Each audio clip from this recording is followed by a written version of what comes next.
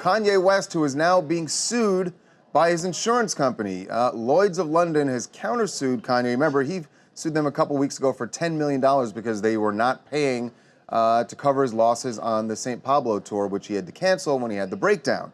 Well, Lloyd's of London is now saying that, look, we are not going to pay this, flat out saying we're not going to pay it for a couple of reasons. First, they say that Kanye, they claim Kanye has not been forthcoming during their investigation, hasn't provided them information that they need to figure this out.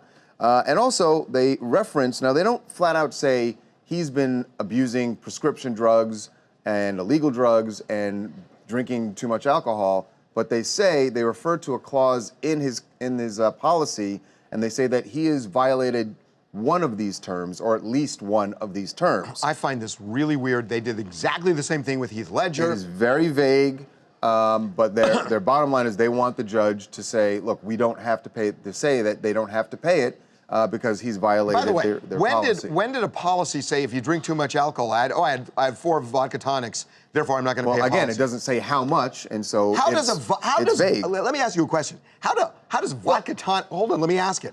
How does that make you have a mental breakdown?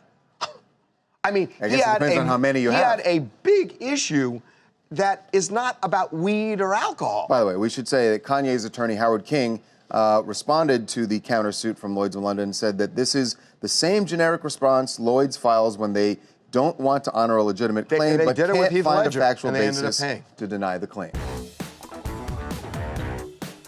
Make sure to subscribe to TMZ Live to keep up to date on the latest entertainment news. And if you want to keep watching, click on one of these videos right now.